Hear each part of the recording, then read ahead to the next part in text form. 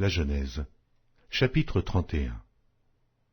Jacob entendit les propos des fils de Laban qui disaient « Jacob a pris tout ce qui était à notre père, et c'est avec le bien de notre père qu'il s'est acquis toute cette richesse. » Jacob remarqua aussi le visage de Laban, et voici, il n'était plus envers lui comme auparavant.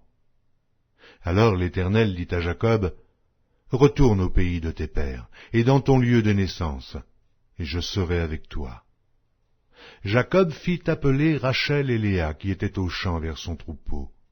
Il leur dit, « Je vois au visage de votre père qu'il n'est plus envers moi comme auparavant, mais le Dieu de mon père a été avec moi.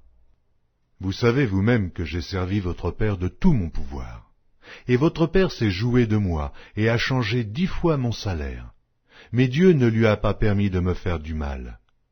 Quand il disait, « Les tachetés seront ton salaire », toutes les brebis faisaient des petits tachetés. Et quand il disait, « Les rayés sont ton salaire », toutes les brebis faisaient des petits rayés. Dieu a pris à votre père son troupeau et me l'a donné. Au temps où les brebis entraient en chaleur, je levai les yeux, et je vis en songe que les boucs qui couvraient les brebis étaient rayés, tachetés et marquetés.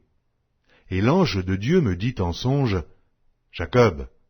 Je répondis, « Me voici. » Et il dit, « Lève les yeux et regarde. Tous les boucs qui couvrent les brebis sont rayés, tachetés et marquetés, car j'ai vu tout ce que te fait Laban. Je suis le Dieu de Béthel, où tu as oint un monument, où tu m'as fait un vœu. Maintenant lève-toi, sors de ce pays, et retourne au pays de ta naissance. » Rachel et Léa répondirent et lui dirent, « Avons-nous encore une part et un héritage dans la maison de notre père? Ne sommes-nous pas regardés par lui comme des étrangères, puisqu'il nous a vendus et qu'il a mangé notre argent? Toute la richesse que Dieu a ôtée à notre père appartient à nous et à nos enfants.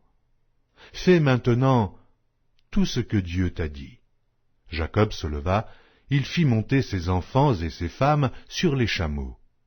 Il emmena tout son troupeau et tous les biens qu'il possédait, le troupeau qui lui appartenait, qu'il avait acquis à Paddan-aram, et il s'en alla vers Isaac, son père, au pays de Canaan. Tandis que Laban était allé tondre ses brebis, Rachel déroba les téraphins de son père. Et Jacob trompa Laban, l'araméen, en ne l'avertissant pas de sa fuite. Il s'enfuit avec tout ce qui lui appartenait. Il se leva, traversa le fleuve et se dirigea vers la montagne de Galaad. Le 3e jour, on annonça à Laban que Jacob s'était enfui. Il prit avec lui ses frères, le poursuivit 7 journées de marche et l'atteignit à la montagne de Galaad.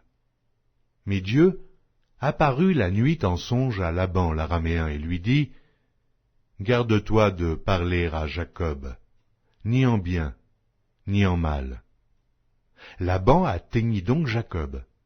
Jacob avait dressé sa tente sur la montagne. Laban dressa aussi la sienne avec ses frères sur la montagne de Galaad. Alors Laban dit à Jacob, « Qu'as-tu fait? Pourquoi m'as-tu trompé, et emmènes-tu mes filles comme des captives par l'épée? Pourquoi as-tu pris la fuite en cachette, m'as-tu trompé, et ne m'as-tu point averti? Je t'aurais laissé partir au milieu des réjouissances et des chants, au son du tambourin et de la harpe.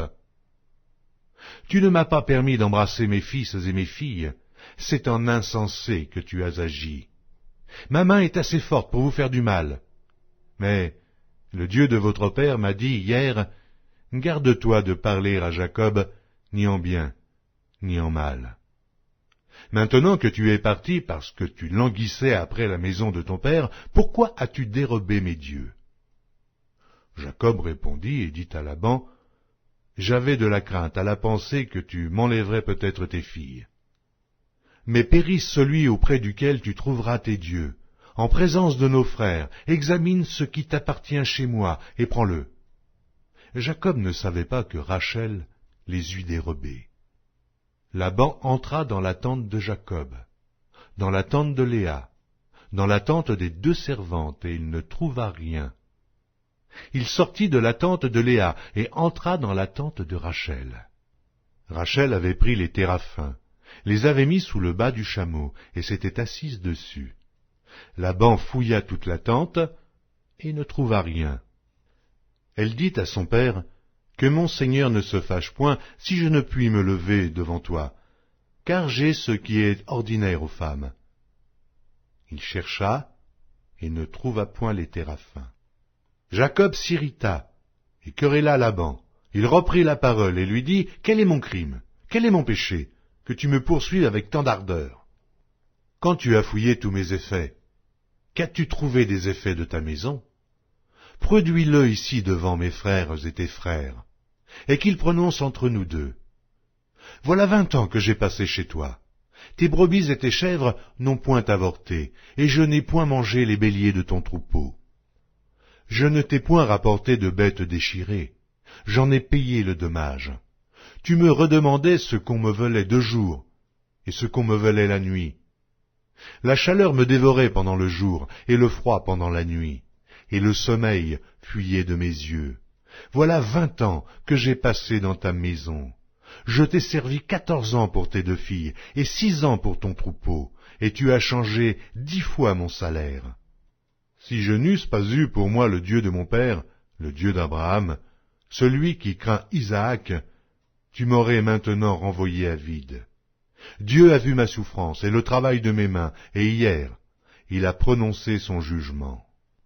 Laban répondit et dit à Jacob, « Ces filles sont mes filles, ces enfants sont mes enfants, ce troupeau est mon troupeau.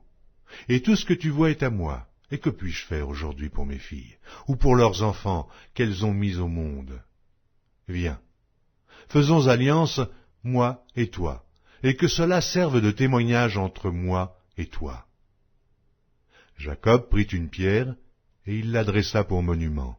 Jacob dit à ses frères, « Ramassez des pierres. » Ils prirent des pierres et firent un monceau, et ils mangèrent là sur le monceau.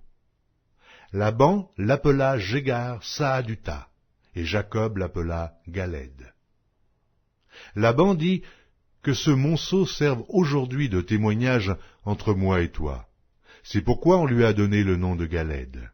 On l'appelle aussi Mitzpah, parce que Laban dit, « Que l'Éternel veille sur toi et sur moi, quand nous serons l'un et l'autre perdus de vue.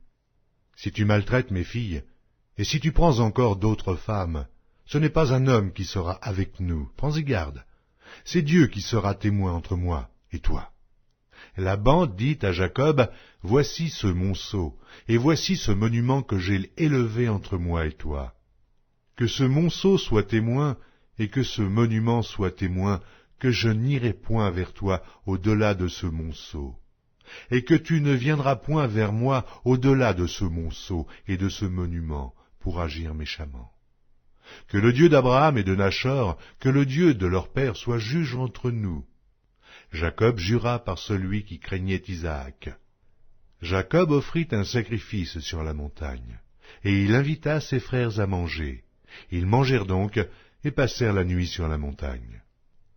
Laban se leva de bon matin, baisa ses fils et ses filles, et les bénit. Ensuite, il partit pour retourner dans sa demeure.